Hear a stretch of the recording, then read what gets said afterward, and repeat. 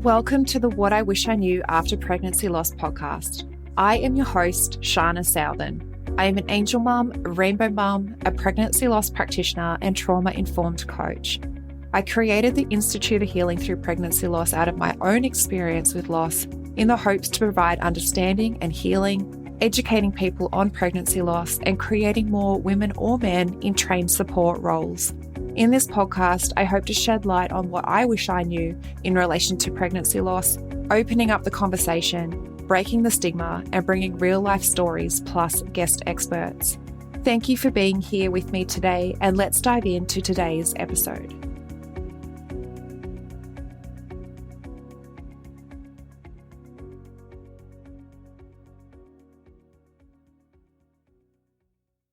Welcome, beautiful souls, to the What I Wish I Knew After Pregnancy Loss podcast. Today, I have with me Ashley Holmes.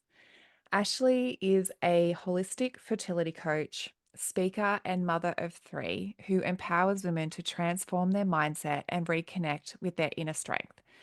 With her warm and nurturing approach, Ashley combines holistic healing practices, Ayurvedic wisdom, and emotional support to guide women on their journeys of grief and renewal.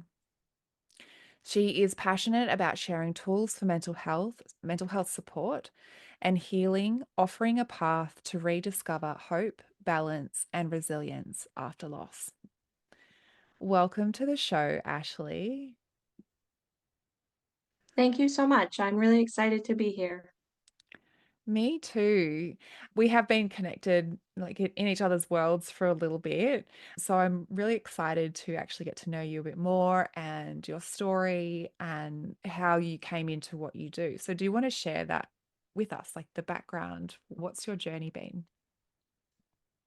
My journey really chose me, and I'm sure, like a lot of people out there who want to begin to have children, we all think it's going to be easy. And then for lots of us, it doesn't end up being this journey that we envision for ourselves. And myself, I struggled over a decade ago to conceive and went the route using a fertility clinic because at that point in time, that's all that I knew to do in Canada. And I did walk away from that experience blessed with twins, but it was also something that I wasn't willing to go through and do again because I didn't have any answers from the doctors with unexplained infertility, and I didn't enjoy the mental and emotional toll that it took on me. And I walked away thinking that I couldn't have any more children on my own, and later discovered that wasn't the truth. And that was a belief that I took away that wasn't true, and landed on my yoga mat when my twins were quite young and began the journey of learning and understanding myself, ancient wisdom, and really beginning to heal from the inside out and conceiving naturally within a short amount of time, and realizing how empowered I wasn't the first time around and how the body naturally can heal itself. And I fulfilled my dreams in two different ways, but I know the one that felt the best in mind, body, and spirit. And so there is a lot of medical support out there in the world, and there isn't truly enough of the other holistic support to go alongside of it. And so that's really why I birthed my business, is to give women the tools and resources to help them along this journey because it is challenging. So very challenging. Like my story began with a long fertility journey and being having to see fertility specialists as well. And when you're obviously navigating that for the first time, you don't necessarily think that there's anything else available to you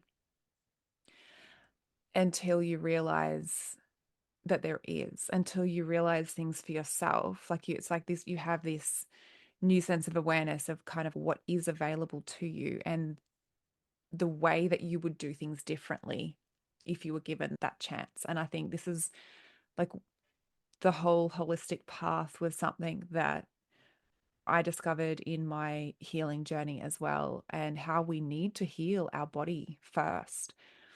So I love how this is where you have positioned yourself. Do you want to share maybe some things that you found particularly useful? Was it yoga? Was it things like that supported you in your journey? Definitely. It was a mixture of things. And so it was really a combination of yoga and not the quick and fast-paced classes that initially drew me to yoga. That's not really where the transformation for me began. It was the slower paced, gentler practices that really helped to reset my nervous system, that really actually landed me back into my body and realized that I didn't have a mind body spirit connection the first time around. And so that was really important for me, was to actually become embodied and to be present in my body and to be mindful of my body. And a lot of the meditations that I did, I trained with a former monk and working with the subconscious mind and realizing that was really creating my current reality. And that didn't have to be my current reality was a huge enlightening sort of moment for me and really shifted and changed everything for me to awaken that there was a different path and I could choose that path, and to feel like I wasn't hopeless and didn't have any control over my life or my situation was very life changing for me and really allowed me a new perspective of, wait a minute, I hold the keys to the castle in my hand and in my mind. And so I just need to unlock those, but in a way that feels safe and secure and doesn't invoke fear and all of these other energetic emotions that really prevent that and inhibit that from happening. It is a very, like you said, we're not taught how to be in our body. We're not taught to listen to our body. We're just, and it's 95% of our decision making and everything is in the subconscious. It isn't 5% of it's only conscious. But we think Yes. that our conscious is the decisions that we make in it and do our everyday stuff from, that we think that's like the main part, but it's not. And something like 80% of the communication is from our body, but we're not taught how to do that. We're not taught how to go inwards and listen to what it is. And really, our body knows what we need, but we're just not given the tools to listen, No. the ways to listen. And I love that you trained with a monk, by the way. Yes, I've been very fortunate, and the saying is that when the student is ready, the teacher arrives. And so, who I trained with here, I was able to just last month go to India and train with my guru there, who I've been studying with for the past year. And so, really, what has helped me so much is not any accreditation that I got from colleges and those types of institutions. This is what has transformed me in my life the most. This is what has helped me to be a better human being and mom and wife and sister and daughter and coach. And so this is what I want to offer to the world, because this is what people are really struggling with. People are Mm. really struggling with suffering in their lives and how they can really awaken to that suffering to transform their life, because often we are just stuck in it because it's uncomfortable and nobody wants to sit and deal with the uncomfortable, and therefore we are just like this lotus in the mud that is not seeing any light. And there is light, and we need to also learn how to embrace the darkness with the light. And so all of the toxic positivity and all of those things, yes, we want positive thoughts, but we can't push away the things that are darkness within us. We have to embrace both aspects of ourselves in order to return to our wholeness, because we are whole, but we're not bringing light and love to all aspects of ourselves oftentimes, especially on the fertility journey when it is so challenging, when you're not seeing the results that you want to see, and when life is placing obstacle after obstacle in your path. It can be very disheartening and very frustrating. And there's a lot of grief and sadness that goes alongside of it. And I think too, like when you're on that journey, like your end goal, like you want to have a child. So you push aside, you push aside, oh, I can't feel that, I can't deal with that because my doctor needs me to just keep trying again. my doctor says this is the next cycle, this is when I go again. So I have to push aside all of the potential trauma, the emotions, and the darkness and try to stay positive because heaven forbid like you're thinking negative thoughts and then you feel like you're bringing on this negative experience. But that's just so opposite to what is actually needed for you to navigate that journey, although that's what you feel you have to do, right? Like you feel like you have to Yes. ignore all of the stuff because you just need to show up and do the fertility. I think it's very disheartening. That's what is given to us and what is conditioned into us Mm. because we give our power away to they know better than me. I'm going to follow their protocols because that's the only way that I'm going to achieve my goal. And then you don't look at anything else that is affecting you. You're not looking at your mental health and Mm. well-being. You may not be looking after your body the way that you would like to. You may not be nourishing yourself the way that you would like to because you're so stressed out and focused on we have to do this or it's not going to happen for us. And it just adds more stress and more pressure and takes you further away from the goal.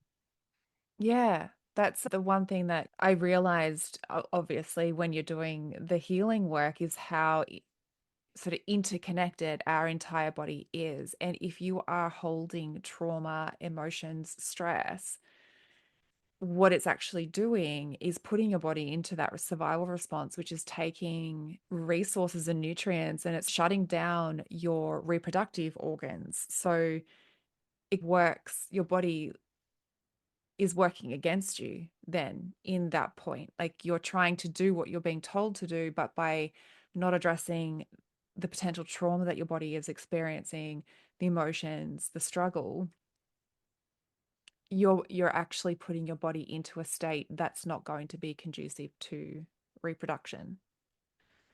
Yes, it gets put on hold because Mm. it gets deemed not necessary in the moment. And therefore, all of the effort and energy you're putting into it isn't going to reap the result that you're looking for. And so there has to be this balance between doing and being. And we're very good at doing. We live in a very yang lifestyle, no matter where you are in the world. And yet we need to be able to come back to what truly nurtures us and to nurture the feminine and the masculine within us. And often Mm. we're taking a very masculine sort of approach to getting pregnant of I just need to check all these boxes and do all these things and then it's going to happen.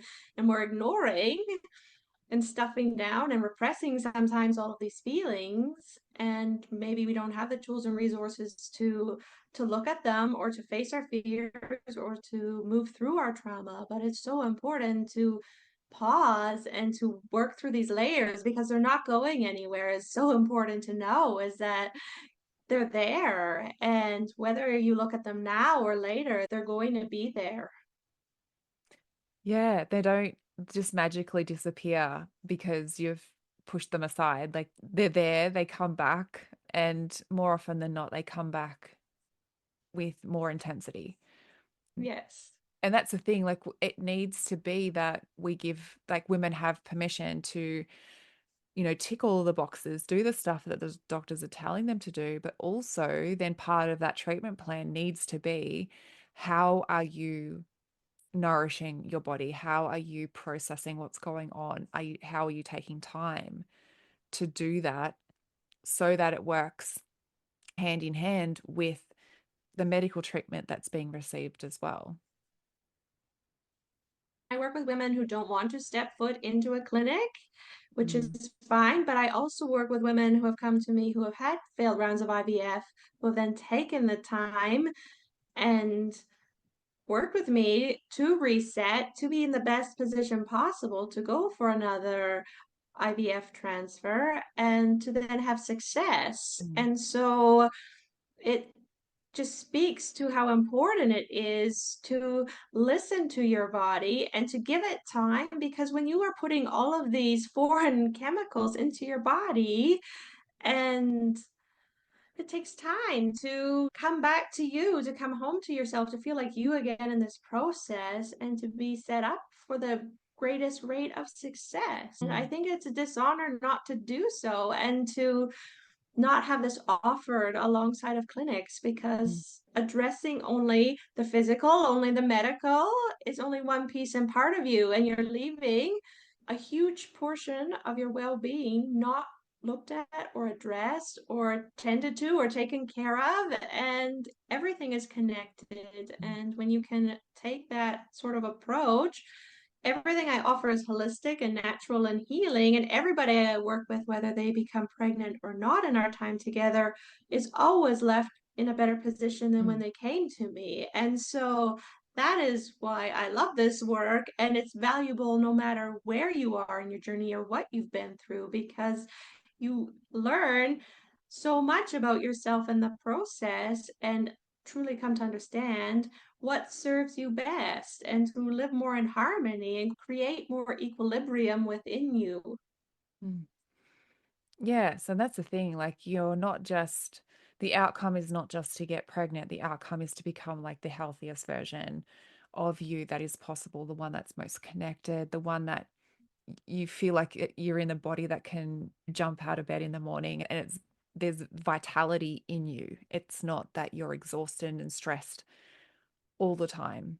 And I think like part of the thing is too, like women feel like they have to do, they can't take time for themselves because then it's taking time away from the potential of falling pregnant. And I think that's that constant like tug of war, isn't it? Like I'm on a clock, my body has a clock and I need to fall pregnant. And if I take time to heal, then it's going to take time away from potentially the falling pregnant. And there's that what if I actually did that round and it worked? What if I'm sitting here now trying to work on myself and not getting pregnant? Like what do you get women that come I to think the you? important I Yeah. think the important thing to know is that they go hand in hand. It's not Mm, one or the other. The more that you can do these things for yourself and embody these things for yourself, the better off and more successful your chances are going to be. It's not mm, going to hinder you in any way. It's going to help you in every single way. And it's not just for the women are so focused on getting pregnant and the baby, but you also want to have a healthy pregnancy. You also want to have an easier delivery, and you also want to be healthy postpartum. And so, all of these things, it's beginning to look at the big picture too, of not just getting pregnant, but the whole experience of it. And then also having these tools to use afterwards when you are a new mom, because that is stressful too, especially the first time around. And so understanding how to nourish yourself, how to sort of rejuvenate yourself when you're feeling sleep deprived and all of mm, these other things. These are great things to know and to have in your toolbox when you are running on fumes, and you have one or more children to tend to under your care. And so that's really important to look at the big picture and think, wait, what do I want my life to look like? And yeah. more importantly, how do I want it to feel like? Because that's where we should be tuning into. Yes, yes. That was my like, what would you say to women who are in that mindset? Because it is such a very blinkers on, narrow focused on the right now, as opposed to big picture, because you want, you need you, obviously, you need you to be healthy. But like you said, you need to be healthy first to have a healthy pregnancy, to have a healthy postpartum, and to have the strength to navigate whether it is parenting after loss or parenting after obviously a long fertility journey, because that in itself is not necessarily even the same as someone who hasn't gone through that journey. You have so many other, things at play, beliefs, and all of that for yourself, emotions that I know for me, if I hadn't ever experienced my loss, the whole like pregnancy and parenting journey would have looked completely different. There was so many more elements that I had to process through that. And to be able to do that, to be in a really good physical, emotional, mental state to navigate those challenges when they come up.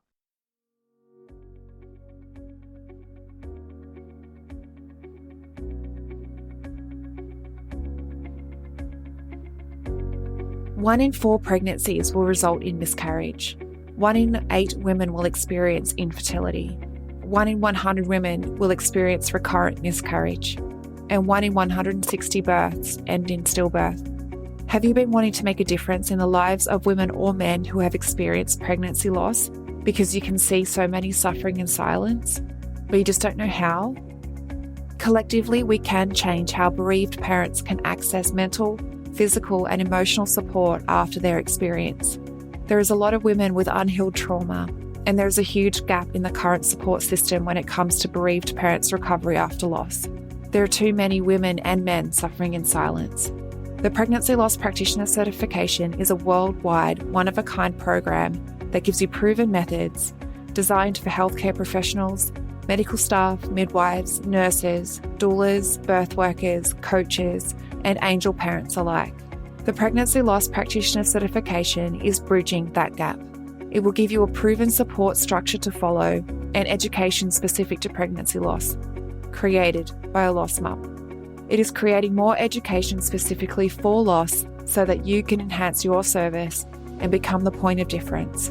Or you can create the support that you so desperately needed in your healing after loss. This is the next level of growth and expansion you have been searching for.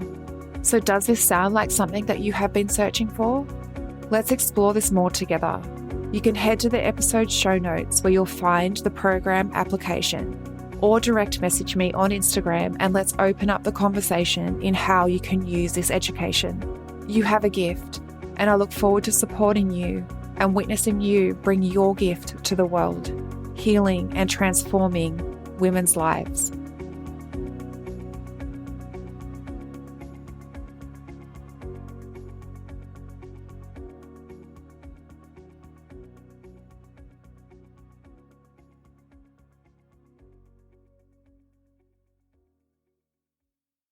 Definitely.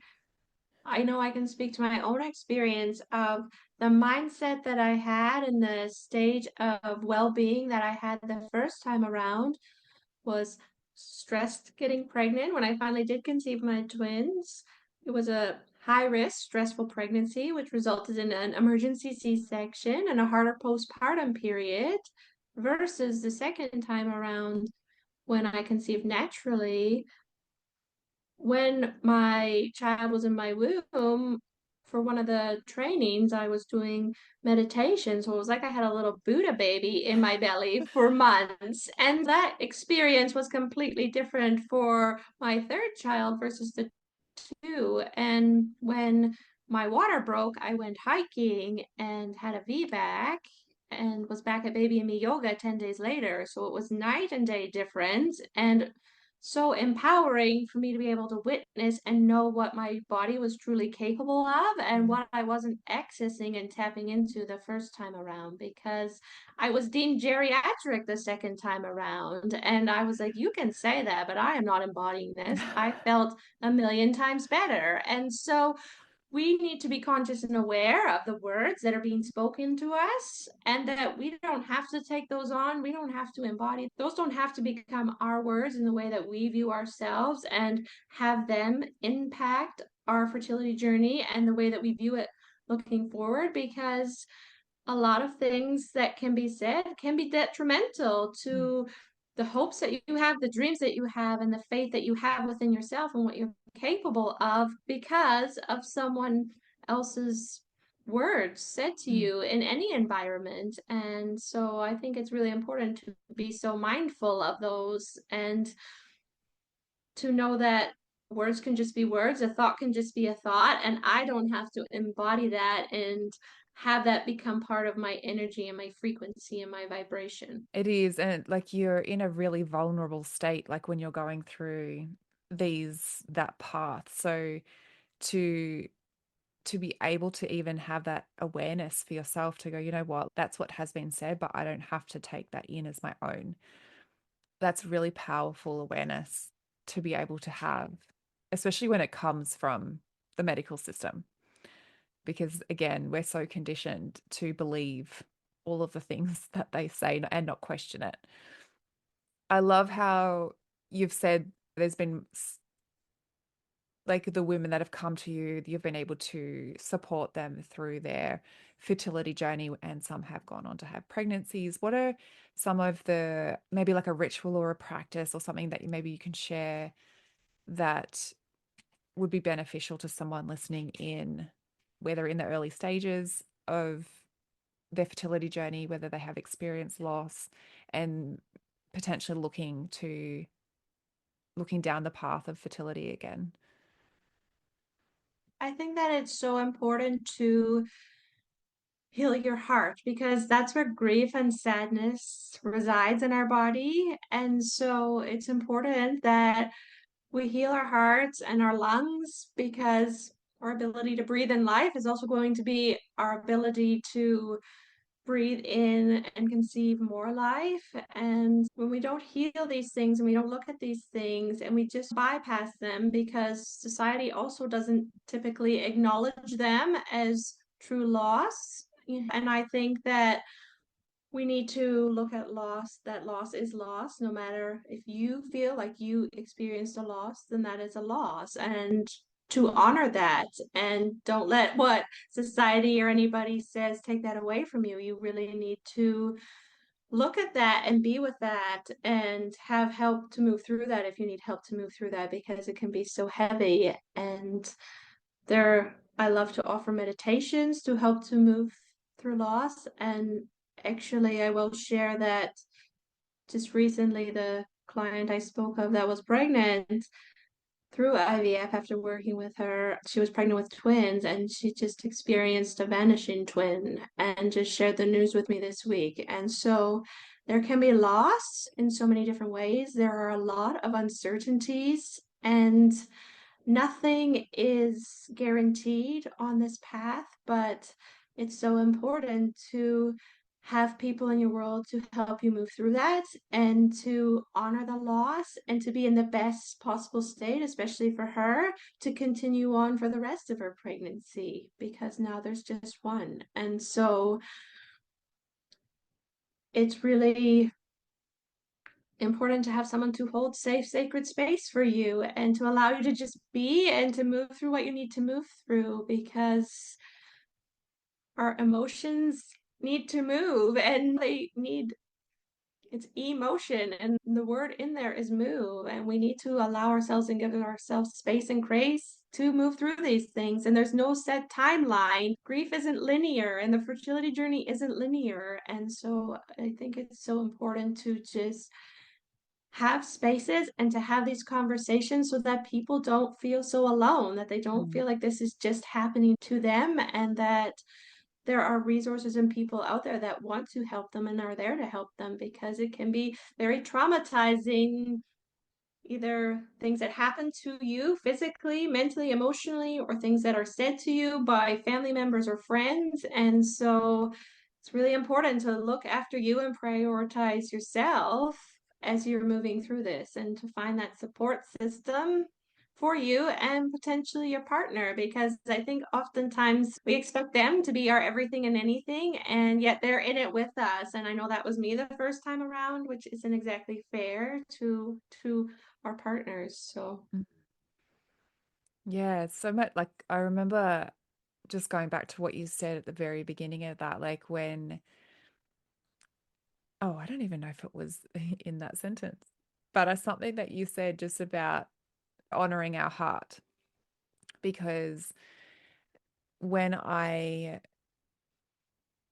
wasn't until my mum pointed it out that I was constantly hunching. And what I realized was I was protecting my heart.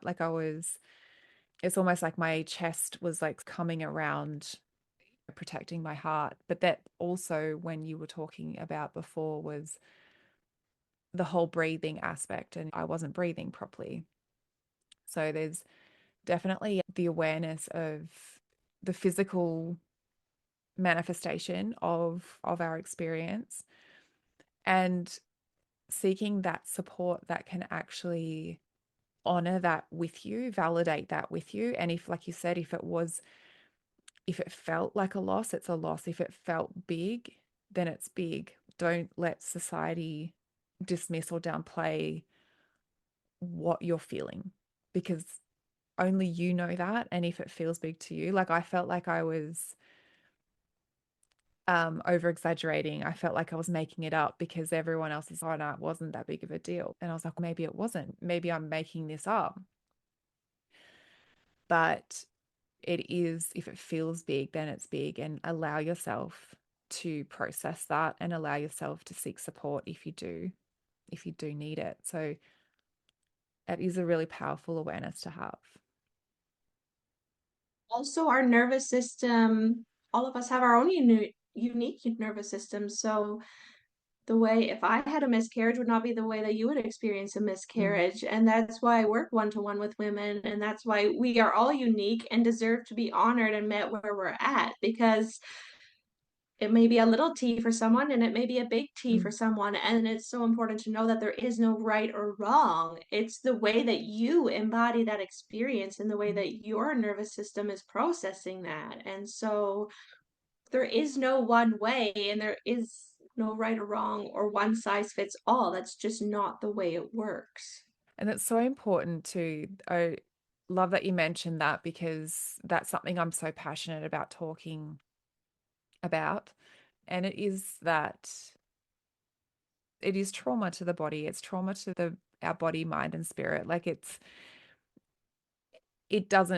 not going to be for everyone, but it can be. And for the most part, the women that I speak to, that it has been a very traumatic experience and they haven't been given the validation for that and they haven't been given the support for that.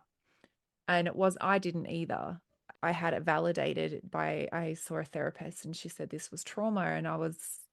But I was like, then what? Then what? Now what do I do? I know it's trauma now, but now how do I process it? So it's Yes. also, yeah, it's having the awareness of it, but then having someone on the other side of you to go, okay, now let's process it in a really safe way so that we're not re traumatizing you, we're not compounding anything, where we can actually move through it in a really safe environment. But yeah, it's not to say every woman is going to experience it as trauma. Like you said, everyone's nervous system's different. The way that we perceive things is different. Essentially, the nervous system goes into that survival state if it believes its ability to cope has been surpassed. And for me, that's what happened. So this is a topic that I love to bring awareness to as well. Is it can, if it feels big, it's big, but then also, yeah, seek that support to help you move through that. I think sometimes also you may be medically cleared, but just because you're medically cleared does not mean that it's right next step for you to continue the very next cycle. And I think that's so important to pause and to look inward and to choose you and what is right for you and best for you versus what anybody outside of you, any external, is saying, because the Mm, best chance of success for you is going to be honoring you first and foremost and what you truly need. And if you need time, and I think most of us, when we experience something traumatic, we need time to process and move through that before we can, and to have peace. mm, Without your peace, how can you move so successfully forward if you're still in a state of disrest about what happened? There needs to be an acceptance and some peace about what was, because it is no longer. And that's not a quick process for most of us, because most of us don't deal with death and dying and grief in a super positive way, because that's not been the way we have been brought up. mm, And I, going to India and seeing the way that they view death completely changed my perspective of how much we do not see and celebrate both life and death in the same beautiful way. mm. And both are beautiful there, whereas here there is a huge, massive fear of death and loss. And so it's just there are different ways and there are different approaches and things that we could perhaps embody that would also help us on our own paths. Yeah, and it's not to say just because we don't have, or society in general doesn't have a very good way of processing death and grief, it doesn't mean that you then can't, as a person, just adopt a different way of approaching it for you and creating beautiful practices like for you. I could only imagine what it would, I think I've seen rituals that they've done over in India with people who have died. So I can imagine, only imagine being there in person and witnessing something like that. And I think we celebrate birth so much. And yet, when people die, we have a small celebration, and then it's just then memories that we're holding on to. But I think it doesn't mean that we have to continue that as a person. If you don't believe that, if you want to do more, if it is up to you how you want to process your experience. I think definitely there's a lot that we can learn about how we deal with loss, how we navigate loss, because that is part of life and it's also part of the reason that I went to India because it's something I've struggled with for a lifetime and it did affect my fertility journey because my nervous system I lost a sibling at a young age and a stepbrother a few years later. And so loss was very familiar to me and it was in my nervous system. This fight or flight mode was in my nervous system. And so I wanted to understand how to awaken to sorrow and how to understand my sorrow and also how to end my sorrow. And the reason for my trip was that last piece was I wasn't getting there. And so I walked away with the answers that I was looking for and so much more. But I think that this wisdom that I was given is going to help me and it's going to help others. And it's so healing because there's so much resistance and there's so much expectation around all of it that it doesn't actually allow us to heal and it doesn't allow us to move forward in the way that we want to. We may want to, but we're not able to. And so there's a disconnect there. Sorry. Just quickly before we wrap everything up, is there, I know you've shared a lot of like little tips or practices that women could do. Is there anything else that you wanted to share that would support them on their journey? Definitely.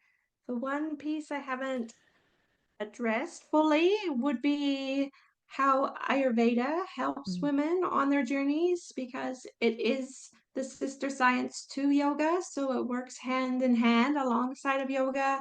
And it really is the nature and science of healing the mind and body together. And it's working with your body so we all have five elements within us, and we have three doshas within us, whether we're primarily Pitta, Vata, or Kapha. And so when you understand your inborn constitution, it is going to help you to navigate life with more ease and grace and to understand what puts you out of balance and what brings you back into balance. And to live more in harmony with nature and to understand the rhythms of your body and nature more and create a more harmonious life. And when that happens, then things flow and things are more easy and it just works so beautifully to help you live a long healthy life. Yeah, because we're an extension of nature, aren't we? As Yes. nature nourishes and grows and goes through the seasons, so do we. So that would be a really powerful awareness to have.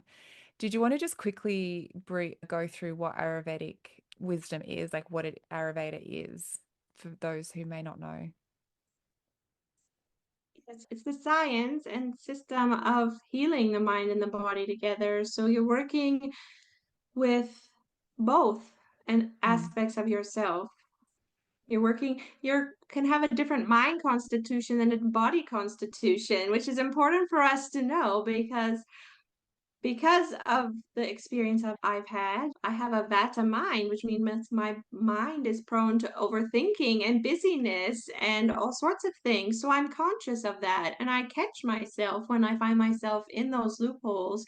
Whereas my body is pitta, which is fire and water. So I don't practice hot yoga anymore, even though that's initially what got me hooked. And initially, what I taught was the fast, rapid classes because that puts me further out of balance. So it's understanding that spicy foods, I don't need to add more food or fuel to the fire, so to speak. And things that throw me out of balance and what to do instead. And so when you have this understanding of what works best for you, and we're often drawn to the things, of course, that put us further out of balance. And so it's that consciousness and awareness of these things so that we can make better choices to help sustain our health and vitality. And just knowing that overall, to the foundation of everything, our body, every cell, every neuron, every pathway, every muscle, it's every organ is talking to one another. So to have a foundation of health and vitality for yourself first, choosing that in your healing journey before pushing yourself down the path of ignoring, suppressing just to get that end goal. It's so important just to have this foundational awareness of this is how my body works. My body's always talking to me, and you can't ignore that communication because if we choose to ignore parts of it, it's just going to sit there and wait to come back in.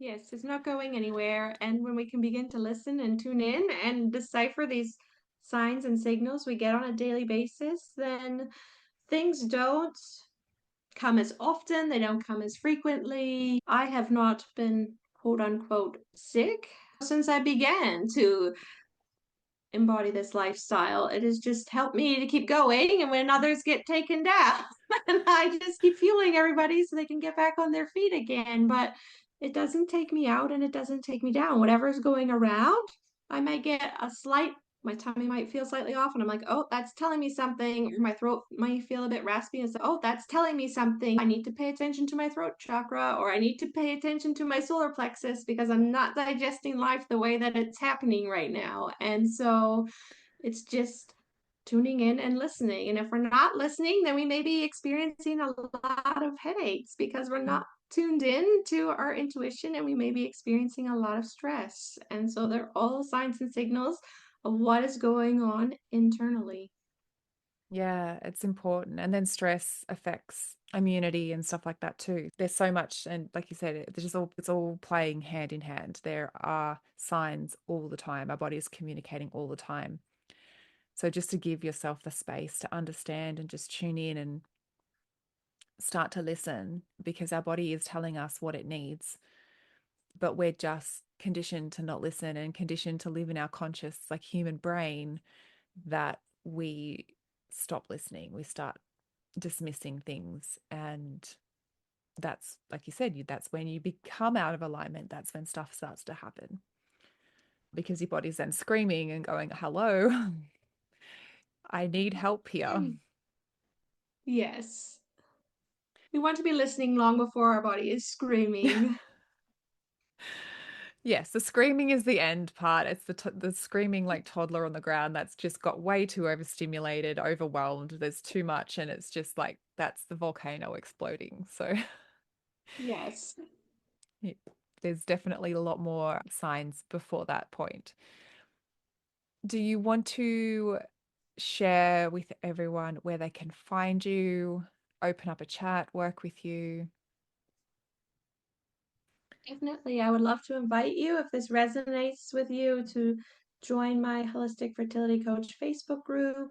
It's a safe, sacred space to land in, to be in, and to ask questions and to not feel alone on your journey.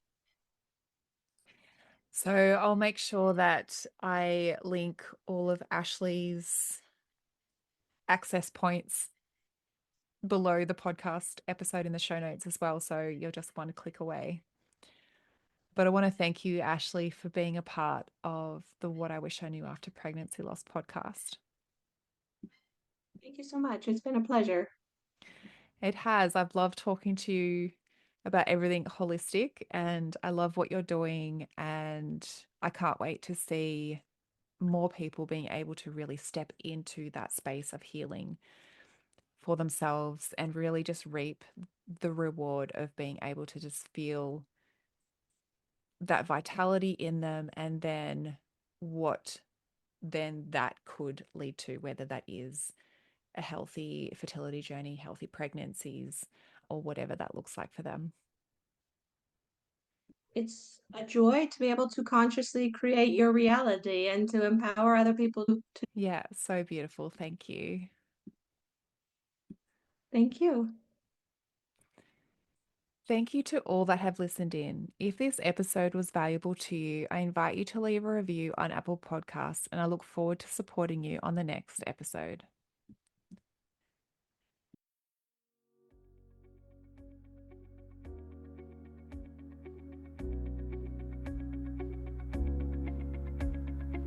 Thank you for listening in with me today.